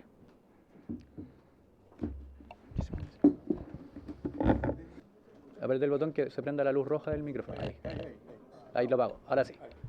Hola, buenas tardes. Soy Christopher Milostich, soy funcionario y director nacional de la Federación Nacional de Trabajadores del Estado y represento a una reclamación internacional de nuestra federación por el sector de salud, del Servicio Metropolitano Central de Salud. Muchas gracias, Milo. Hola, buenas tardes. Mi nombre es Pablo González y soy dirigente nacional de la Federación Nacional de Trabajadores Municipales de Chile, FENTRAMUCH, también reclamante. Muchas gracias. Buenas tardes. Fabián Caballero, presidente de la Federación Nacional de Trabajadores Municipales de Chile, FENTRAMUCH, y presidente de la Unión Latinoamericana de Trabajadores Municipales. Muchas gracias, don Fabián. Hola, mi nombre es Nelly Díaz. No sé si es como usted me dice, no se presente como es dirigente del Registro Civil destituida y donde presentamos 3 reclamaciones ante la OIT. Muchas gracias, doña Nelly. Mi nombre es... Buenas tardes primero, saludarlo a todos. Mi nombre es José Morales, soy expresidente de la Asociación Nacional de Funcionarios del Servicio Médico Legal, destituido y reclamante en la OIT. Buenas tardes, mi nombre es Lucía Carrasco, también ex dirigente del Servicio Médico Legal y reclamante ante la OIT. Muchas gracias a todas y todos por la presentación. Les agradecemos desde ya poder estar presentes y evidentemente esta comisión, que lo ha manifestado unánimemente, respalda la pertinencia de la exposición que nos harán el día de hoy. Así que para que conozcamos bien los antecedentes del caso. Faltó una presentación, presidente. ¿Faltó alguna presentación? No la vi por allá, por favor. Buenas tardes, Perdóneme. mi nombre es Rosa Cerda, soy del Servicio Médico Legal, ex dirigente y también reclamante. Muchas gracias, doña Rosa. Don Fabián Caballero, tiene la palabra. Gracias, presidente. Primero agradecerle el acuerdo unánime, entiendo, de poder presentar nuestra preocupación hoy día en este espacio. Estamos aquí sentados como un frente de hecho, organizaciones del sector público y sector privado, organizaciones sindicales, quienes nos hemos agrupado para colaborarnos en conjunto y buscar iniciativas, dentro de ellas poder materializar los acuerdos y las recomendaciones que la OIT ha sugerido al gobierno de Chile respecto de las 21 reclamaciones que en los últimos 4 años el conjunto de estas organizaciones ha presentado en Ginebra en el contexto de las conferencias internacionales del trabajo, reclamaciones por violación reiterada y sistemática por el Estado de Chile por no haber materializado medidas o acciones que ayuden a mitigar el daño de la vulneración de derechos, que colaboren con la restitución de derechos de trabajadores y trabajadoras que son parte de los casos expuestos en OIT, y la restitución del marco de derecho que establece los convenios que nuestro país ha suscrito. Para nosotros es una situación grave y peligrosa que el Estado de Chile en los últimos 4 años haya recibido en su historia laboral más de 20 reclamaciones, todas declaradas admisibles por el Consejo de Administración de las OIT. Es un hecho grave porque desde el retorno a la democracia, podemos saltar los periodos de la dictadura, nunca había existido en un contexto democrático una relación laboral tan desigual, donde los trabajadores organizados en sus sindicatos, confederaciones y federaciones nacionales han tenido que acudir a organismos internacionales porque en las instituciones públicas de nuestro país, por la vía administrativa o judicial, no hemos podido lograr materializar la reposición del Estado de Derecho que se reclama. Y decimos una situación grave y peligrosa, presidente, porque no solamente el Estado de Chile viola lo que dice la Constitución de la OIT en los convenios, de manera sistemática y reiterada, sino que una vez que el organismo político de la OIT ha declarado la admisibilidad de 21 reclamaciones, el gobierno de Chile, aún allanándose a las sugerencias y recomendaciones del organismo internacional tripartito, del cual nuestro país es parte, y donde ha ratificado cada uno de los convenios denunciados. Estamos hablando de convenios que se han violado, convenios en torno a trabajo forzoso, políticas de empleo, no discriminación, deudas salariales, cotizaciones previsionales, libertad sindical, negociación colectiva. Entonces estamos hablando, primero, que el Estado viola convenios, segundo, la decisión de trabajadores organizados de ir a Ginebra a denunciar a su propio Estado. Luego el Estado se allana a establecer mesas de conciliación sugeridas por el organismo político de la OIT, y en estos últimos 4 años, desde el Ministerio del Trabajo, la ex ministra y el actual ministro del Trabajo han hecho caso omiso a las recomendaciones internacionales. Nosotros decimos que son hechos graves porque el presidente de la República, todos los presidentes de la República de nuestro país, cuando viajan al extranjero, lo primero que hacen cuando aterrizan en un país es que Chile cumple los tratados internacionales. Habría que, en la actual coyuntura y contingencia, señalar que, con excepción de los tratados internacionales de los trabajadores, estamos hablando de un órgano tripartito, digamos, donde están los empresarios y los gobiernos del mundo también. Entonces, tenemos 21 mesas, de las cuales solo 3 se han instalado, además con ninguna probabilidad, donde el gobierno, por la vía de la estrategia de la dilación, ha mantenido silencio permanente en los primeros 6 meses de conversación y posteriormente los segundos 6 meses de prórroga. Y la preocupación, y estamos aquí en una disposición de denuncia, ¿no?, donde este espacio y esta comisión que tiene que ver con los asuntos del trabajo tome alguna decisión, entendemos podría ser algún oficio al gobierno y al Ministerio del Trabajo, que si bien es cierto, estos trabajadores y dirigentes estamos disponibles a conversar sobre las controversias denunciadas, el gobierno no ha querido materializar lo que por oficio ha aceptado al organismo internacional. El encargado de Relaciones Internacionales del Ministerio del Trabajo, Marcelo Tapia, se ha negado de manera reiterada a instalar estas mesas. ¿Ya? Estamos hablando, el Estado viola derechos. Los trabajadores están en situaciones de indefensión, vamos a organismos internacionales, somos compensados por la vía de la aceptación de nuestras reclamaciones, son declaradas admisibles, el gobierno se allana a instalar las mesas de conversación con los denunciantes y el Ministerio del Trabajo y su unidad de Relaciones Internacionales se ha negado estos 4 años a instalar estas mesas. ¿Ya? No estamos hablando de una reclamación, estamos hablando de 21 reclamaciones. 21 reclamaciones en la historia de nuestro país es algo inédito, lo que no nos genera alegría, nos genera un panorama lamentable, que el tripartismo y el diálogo social que tanto promueven el ámbito político, nuestras instituciones y el sector empresarial no sea posible llevarlo a cabo y que el trabajo decente es una quimera discursiva que no tiene ningún asidero con la realidad. Nosotros creemos que estamos en una situación grave, gravísima, que el Estado de Derecho en nuestro país, un gobierno, el Ministerio del Trabajo, la ex ministra, el actual ministro y sus jefes de Relaciones Internacionales hagan caso omiso a las recomendaciones internacionales. Estamos hablando, en el caso municipal que yo represento, 350.000 trabajadores dañados, cuyos alcaldes y alcaldesas del país nos deben, a junio de este año, 513.000 millones de pesos en cotizaciones provisionales, más de 500 millones de dólares. Son denuncias que expusimos. A mí me tocó hablar en la plenaria del cierre de la Conferencia Internacional del Trabajo el año pasado en Ginebra. Y todos estos antecedentes están expuestos, caso a caso, en las 21 reclamaciones. Los compañeros del sindicato Interempresa Walmart Chile, la denuncia que han hecho es sobre el trabajo forzoso, que por la vía de presión, del despido, de anexos de contrato, han tenido que incorporar la multifunción en sus respectivas labores y por lo tanto es un convenio que a ojos de la OIT y a quienes son miembros de este organismo internacional es gravísimo que exista en nuestro país el trabajo forzoso, ¿no? Por la vía, sea legalizado por la vía de la presión de anexos de contrato. En el caso de los trabajadores municipales, los alcaldes no pagan los denominados créditos sociales de la caja de compensación, los trabajadores están morosos frente a las cajas por más de 3 millones de dólares. Descuentos que fueron generados en sus liquidaciones de sueldo, un porcentaje de sus sueldos no fue a parar a las cajas de compensación, estamos morosos, le debemos las cajas por una apropiación indebida por parte de nuestros empleadores. Y tenemos en el caso de los dirigentes sindicales de manera sistemática y reiterada, y me voy a aproximar a decir algo, digamos, que por lo general no se dice en nuestro espacio, que han habido instituciones políticas, ilegales, ¿cierto?, de la mayoría de los dirigentes que están presentes acá, donde se han cursado investigaciones prefabricadas, con elementos y pruebas y evidencias que no son parte de la realidad de los acontecimientos que se investigan y han terminado en la institución, como nuestra compañera Nelly Díaz. Entonces, por la vía de la Contraloría, vía administrativa, por la vía de los tribunales, no hemos podido, por la vía internacional sí.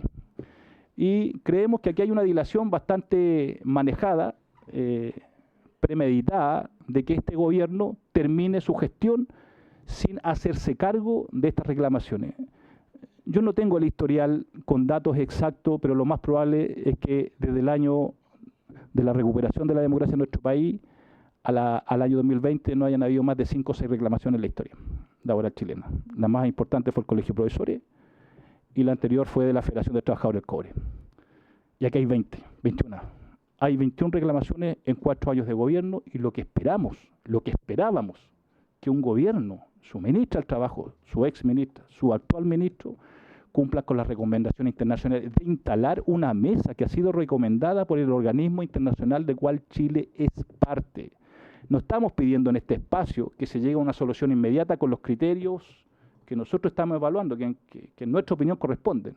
Estamos pidiendo que se instale, se materialice los espacios que OIT ha recomendado para el gobierno y que por oficio el gobierno se ha allanado, ha dicho que sí.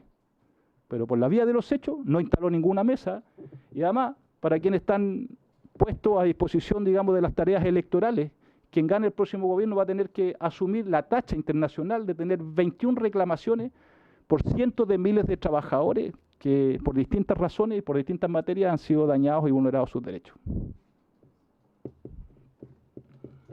Muchas gracias, don don Fabián Caballero, que ha hablado además en nombre de estas 21 reclamaciones, una situación grave que debo comunicar, además que yo ya he oficiado en un par de ocasiones en torno a la misma materia. Sin perjuicio, me parece muy importante que la Comisión del Trabajo en su conjunto pudiese tomar conocimiento desde la viva voz de las personas que protagonizan este conflicto, para el cual vemos con toda claridad el Estado no ha tenido voluntad de dar respuesta en función, además, de la misma prerrogativa del diálogo tripartito. Es una situación que evidentemente nos parece preocupante y la queremos abordar de la Comisión. Voy a abrir la palabra porque me imagino que hay preguntas y felicitar porque 10 minutos exactos.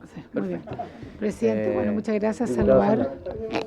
No, solo yo creo que deberíamos tomar acuerdo a quién deberíamos oficiar. Ahora, si usted tiene ya oficios hechos, uno tiene que reiterarlo y si no, mandarlo a Contraloría, porque efectivamente. Por eso, pero podríamos, yo creo que tiene que ser el Ministerio de Justicia, al Trabajo y también al Instituto de Derechos Humanos, porque esas tres, por lo que yo estuve conversando con los dirigentes, por su intermedio presidente, son distintos. Hay algunos que están aquí en Servicio Médico Legal, que reportan a una institucionalidad, en el caso de los encargados de los municipales a otro. Entonces yo creo que tendríamos que ver exactamente, pero para eso ellos nos deberían mandar tal vez detalles, porque me imagino que tendrán un número, un oficio o algo así, para que sea algo como muy concreto. O sea, podríamos hacer ese trabajo previo para que el oficio sea directo, o sea, con tal fecha la OIT en esta, estoy inventando, ¿no? Resolución determinó qué ha pasado con esto, ¿ya? Pero para que se individualice cada uno de estos 21 reclamaciones que no han avanzado. Gracias, diputada Osandón. Recogida la sugerencia, diputada Undurraga. Gracias, presidente. Saludar a nuestros invitados e invitadas, agradecerles su presencia acá. Yo quisiera hacer una pregunta. Estas 21 reclamaciones, los derechos laborales de cuántos trabajadores y trabajadoras están afectados. ¿Son 21 personas o cada una representa una cantidad? Eso como primer... y segundo, sí, yo sé que el reclamo hoy día y lo que se plantea es que el gobierno no ha generado las mesas de conciliación que propone la OIT, básicamente eso, ¿no? Eso es procesal, que no está bien, por supuesto, que no está bien porque lo que tiene que hacer es generarla. Pero si pueden profundizar un poco sobre el fondo de los casos principales. No, de los casos principales, ¿de qué se trata la reclamación? Para hacer un juicio de que son cosas accesorias, son cosas fundamentales.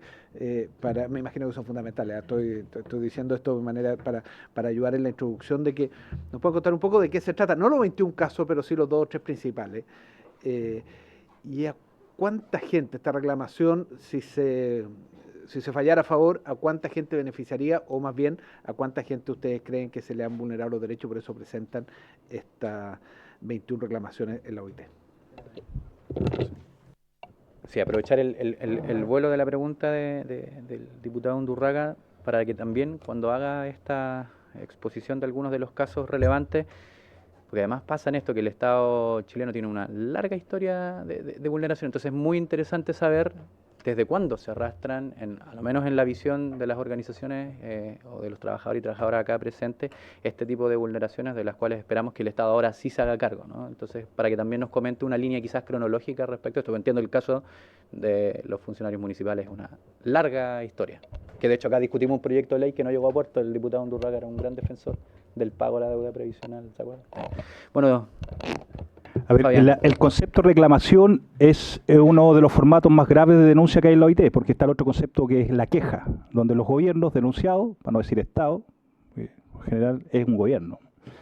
Los gobiernos denunciados no tienen obligación ni de responder, ni siquiera en sus memorias anuales del ámbito del trabajo a la OIT respecto a las quejas. La reclamación es la figura más grave, donde no solamente se discute en el Consejo de Administración, la queja se discute en un comité de expertos, en el Consejo Político. Se declara admisible y se instala inmediatamente, se cita a una comisión investigadora ad hoc internacional, tripartita, constituida por representantes centrales trabajadores del mundo, de las organizaciones de empleadores del mundo y de los gobiernos. Eso en paralelo de la recomendación que hace la OIT para que el gobierno ceda un espacio de diálogo, de conversación, para tratar la controversia entre el denunciante y el denunciado, que es el Estado. Entonces, la reclamación no es una forma de expresarnos, así se llama el concepto, ¿ya? Y por eso decimos que Chile lo que ha colocado en Ginebra en estos 30 años son quejas, y ningún gobierno está obligado a responderlas. La reclamación es un hecho grave donde los sindicatos pocos se han atrevido por desinformación, por desorientación, principalmente, pero en los últimos años hemos descubierto muchas organizaciones sindicales del país que tenemos ese espacio tripartito donde podemos instalar esta denuncia que tiene estos dos efectos. Una mesa para tratar la controversia y una investigación internacional ad hoc donde se examinan los elementos, los antecedentes de fondo. Y esas dos cosas están en curso cada una de las mesas, con excepción de las mesas, las investigaciones es una circunstancia paralela. Estamos hablando, una reclamación puede tener contenida muchos convenios violados, no uno, muchos. En el caso de los trabajadores municipales, para hablar solamente de las cotizaciones previsionales impaga, tiene 3 convenios violados, ¿ya? Y es grave porque los convenios de la OIT los ratifica el Senado, tienen rango constitucional y por lo tanto cuando se viola un convenio se está violando la Constitución en Chile. Y por eso es la gravedad de que el gobierno no instale al menos las mesas. Entonces, una reclamación puede establecer en su fundamentación varios convenios violados, y en los convenios violados hay que referirse de casos, de situaciones que hacen que el convenio se viole, se incumpla. Y así que una reclamación puede tener un caso, un dirigente destituido, perseguido, hostigado por practicante sindical, o puede tener miles de casos. En el caso del sindicato SIL, que no está presente hoy día, de los trabajadores de Walmart Chile, ellos son alrededor de 10.000 trabajadores en este sindicato, pero su denuncia internacional es por el trabajo forzoso, que es una práctica en el más de 1 millón de trabajadores del retail. O sea, si hoy día tenemos 1 millón de trabajadores cesante, gran parte es por la práctica de trabajo forzoso que aplican sus empleadores en las cadenas de los grandes supermercados y las grandes tiendas. Así que el efecto de la reclamación que ha puesto el SIL, que la última que puso este año fue una denuncia por abandono de deberes al exdirector del trabajo, tiene efectos sobre los trabajadores de su sindicato y sobre los trabajadores del sector, porque es una práctica horizontal y transversal. En el caso de los trabajadores, así que podríamos estar hablando solamente en las 2 reclamaciones del sindicato Walmart Chile, más de 1 millón de trabajadores. El efecto que puede generar beneficio o mantener la vulneración del derecho. En el caso de los trabajadores municipales, como decía bien el presidente Andrés, a nosotros nos deben cotizaciones del año 86, nuestros empleadores. Y la envergadura de los trabajadores sin cotizaciones son 350.000 trabajadores. Solo el año pasado murieron 60 trabajadores municipales cuya cuenta, las cotizaciones era 0 pesos. Entonces denunciamos el año pasado, solo por este tema, en Ginebra, señalaba que pudimos hablar en la plenaria, de que se estaba en Chile discutiendo una reforma previsional sin considerar 513.000 millones de pesos que se nos deben a los trabajadores municipales por efecto de cotizaciones impagas. 513.000 millones de pesos, que es la cuantía que informó la Superintendencia de Pensiones este año en el mes de junio. Hemos hecho la denuncia de manera reiterada 2 veces al año en la Contraloría. La ley señala que es abandono de deberes, falta la probidad, cesación del cargo de nuestros empleadores, y los antecedentes tienen que estar puestos tanto en el Consejo Municipal como en el Ministerio Público. Nada de eso ha ocurrido y por lo tanto esa es una forma de explicar por qué hemos ido a Ginebra. Por la vía administrativa y por la vía judicial no hemos podido buscar justicia y la restitución de nuestros derechos, se nos devuelven nuestras cotizaciones previsionales. En el caso de, hay una denuncia, una reclamación por la ausencia de negociación colectiva en el sector municipal y público. El año 2010, este Congreso ratificó el convenio 151 y a la fecha no hay norma para que los trabajadores del sector público centralizados negocien condiciones de trabajo y condiciones de sus remuneraciones con derecho a la huelga. Está ratificado ese convenio en Chile y no opera, y por lo tanto también está hecha la denuncia. Y los casos que tenemos presentes hoy día en este espacio, que también son dirigentes y son parte de este frente, digamos, de colaboración conjunta, que son las destituciones políticas, decimos nosotros, donde se han perseguido dirigentes sindicales del Servicio Médico Legal que están presentes, del Registro Civil de Identificación y otros, cuyos antecedentes de los sumarios y las investigaciones no establecen la evidencia ni la prueba respecto del delito, la falta que se le persigue. En el caso de Nelly es más evidente la movilización de su sector, el Registro Civil, que terminó favoreciendo el ingreso de nuevos grados y remuneración a sus trabajadores, terminó con despido y destitución. En una colaboración entre el cierre de un gobierno Bachelet y el inicio de un gobierno, digamos, de Piñera I. En ese proceso se ha producido la destitución de nuestra compañera y hemos solicitado audiencia a todos los ministerios que son parte o deben ser parte de estas mesas de instalación, porque el gobierno ofició al ministro del Trabajo, a la ministra del Trabajo y viceministra del Trabajo a su empleado directo, que es Marcelo Tapia. Hemos pedido la renuncia a este señor, en reiteradas ocasiones, y bueno, el encargado de Relaciones Internacionales del Ministerio del Trabajo. Entonces, además, en cada una de nuestras reclamaciones tienen que intervenir el ministerio respectivo. En el caso de Registro Civil y Servicio Médico Legal, el ministro de Justicia, el anterior y el actual, no ha querido recibir a nuestro dirigente, tampoco han conocido de las reclamaciones, no han implementado la mesa. En el caso de los trabajadores municipales, la anterior ministra del Interior, Carolina Toá, y el actual ministro del Interior, Álvaro Elizalde, tampoco ha implementado las mesas que tienen que ver con la contraparte de los trabajadores municipales. Y en el caso de los trabajadores del SIL, entiendo que tuvieron una mesa que no prosperó, no hubo. Hemos presenciado mesas, se han instalado 3 de las 21 reclamaciones. Y hemos tenido en esos espacios solo silencio, dilación y ningún tipo de propuesta. Y salud también, el Ministerio de Salud debía estar presente en una de nuestras reclamaciones. O sea, el Ministerio del Trabajo debe ser el articulador de la implementación de mesas con ministerios sectoriales cuyas reclamaciones han sido parte de sus trabajadores y sus dirigentes.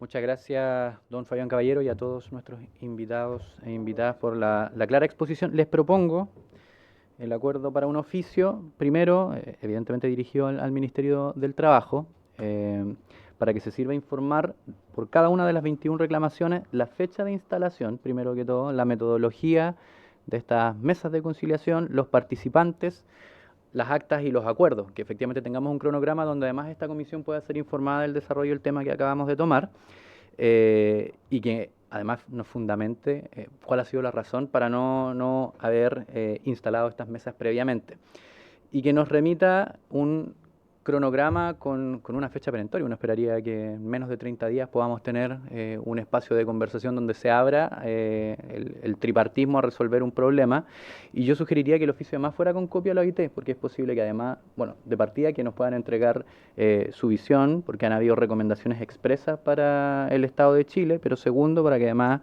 se involucren en la posible ayuda técnica que tiene que estar dentro del marco tripartito para ayudar a la resolución de la materia. Quizás sería relevante en el marco de ese oficio hacer algunas pequeñas subdivisiones sin perjuicio de que les solicitamos desde ya nos puedan quizás hacer llegar una minuta que la Secretaría puede utilizar para complementar o adjuntar como anexo, de manera tal de que el oficio contemple una información pormenorizada, no solo de los casos que acabamos de escuchar en términos generales, sino de la amplia gama que componen estas 21 reclamaciones. Porque en el caso de Walmart, también yo sugeriría, yo solicité esta información antes, porque he trabajado también el tema de Walmart con diversos sindicatos y que nos remitan de la Dirección del Trabajo, que en este caso sí tiene facultades para aquello, sobre las fiscalizaciones, los criterios técnicos aplicados, la sanción del famoso contrato de polifunción o multifunción que fue gatillante de diversas medidas judiciales y que efectivamente la empresa, y se los aprovecho de comentar porque el proyecto de ley que estábamos discutiendo recién precisamente aguarda ese caso en particular como fundamento para aumentar las sanciones judiciales y administrativas. Y también a la Superintendencia de Pensiones para que nos informe los montos por comunas. Probablemente esta información ustedes la tienen, pero de todas maneras creo que es importante que la solicitemos de los municipios. Sí, efectivamente, los montos por comuna, los sueldos, las cotizaciones, lo de los créditos sociales que han señalado, quedé literalmente en buen chileno para adentro con que me dijera que era el año 86, pues yo nací ese año, o sea, efectivamente tienen deudas desde que yo nací, me parece bastante sorprendente el dato. Y podríamos copiar también a la Contraloría General de la República para eventual apertura de auditorías o eventuales sumarios. Creo que eso de todas maneras, más allá de que no hemos tenido una buena experiencia con las respuestas con la Contraloría General de la República sobre estas temáticas, pero hay algunas cosas que por lo menos creo que el ejercicio de ponerlos en conocimiento es lo más responsable que puede hacer esta comisión. ¿Les parece el tenor de ese oficio? Copiemos, me parece bien, copiemos a la Cancillería y tratemos de que además el oficio en particular que va al Ministerio del Trabajo vaya también orientado a la División de Relaciones Internacionales, que la nombraron al inicio ustedes como finalmente quien tiene que ejecutar esto. Así que, ¿les parece con este contenido que despachemos este oficio? Y se los enviamos también para que ustedes lo puedan tener para las distintas gestiones que tienen. Le voy a dar la palabra al tiro, pero tomo el acuerdo entonces. Estamos por cerrar la comisión, pero no puedo cerrarla sin darle la palabra a Nelly Díaz, por favor. Tiene la palabra. Lo que pasa es que aquí también tenemos que oficiar a los ministerios, que de alguna manera nosotros hemos consultado, por ejemplo, consultamos al Ministerio del Trabajo, y el Ministerio del Trabajo dice, es que justicia, en el caso nuestro, no me ha dado ninguna respuesta. Preguntamos a justicia y justicia dice, es que el Ministerio del Trabajo no nos ha dado una respuesta. Yo creo que también aquí hay que oficiar al Ministerio de Justicia, al Ministerio de Salud y al Ministerio de Interior, a los que correspondan. Porque también justicia se ha hecho el leso frente a esto, tiene todos los antecedentes, años que tiene, más de 3 años que tiene los antecedentes y no nos han dignado de respuesta. Eso. Primero es decirle exactamente lo que dice la Nelly. Lo que pasa es que el Ministerio del Trabajo dice que el Ministerio de Justicia cambió al jefe de Relaciones Internacionales.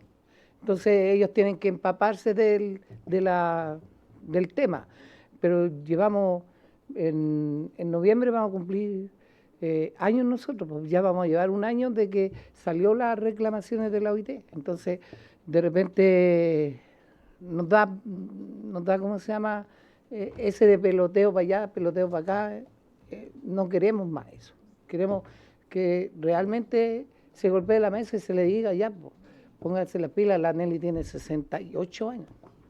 68. No, es que ella debería haberse ido jubilar a los 65 y por pura maldad no la dejaron jubilarse. Sí, pues debería haberse ido a los 65 y le hicieron justo el sumario. En marzo del 22, en marzo del 21, perdón, en plena pandemia, presenté mi solicitud de retiro y en agosto del 21, 2 meses después, me destituyeron, me negaron el derecho a jubilar.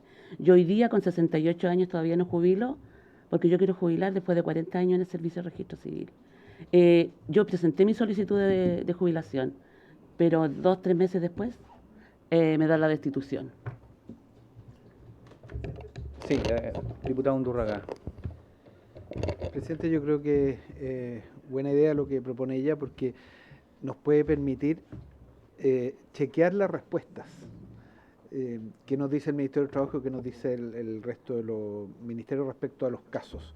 Y pedir después a la Secretaría que nos pueda hacer el cruce, en los 21 casos que dice el Ministerio del Trabajo y que dice el Ministerio requerido, y a partir de eso ver si coincide o no coincide la respuesta.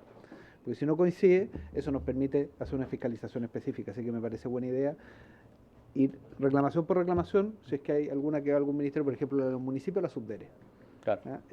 Y así una a una, de manera tal de tener esa información. Eso. Bueno, le voy a solicitar a la Secretaría, ya está aprobado el tenor del oficio, de que incluyamos efectivamente a las carteras correspondientes en estos oficios para tener ese doble chequeo que nos han solicitado acá y que refrenda el diputado Undurraga, Ministerio de Salud, Subdere, Ministerio de Justicia y Derechos Humanos, del Trabajo, entre otros que podamos encontrar de acuerdo a la información que nos van a remitir de los 21 casos. Entonces, teniendo ese antecedente, nosotros podemos despachar el oficio, por lo tanto saldrá no inmediatamente, pero lo haremos de la manera más rigurosa posible para que tanto la información que esta comisión necesita como el documento que a ustedes también les puede servir sea efectivamente correcto. ¿Les parece? Ya, igual de todas maneras, para que después no digan que lo hice, voy a tomar el acuerdo de esa actualización 2.0 del oficio. ¿Ya? Agradeciéndoles a todos y a cada uno de los diputados presentes y habiéndose cumplido el objeto de esta hermosa sesión, se levanta.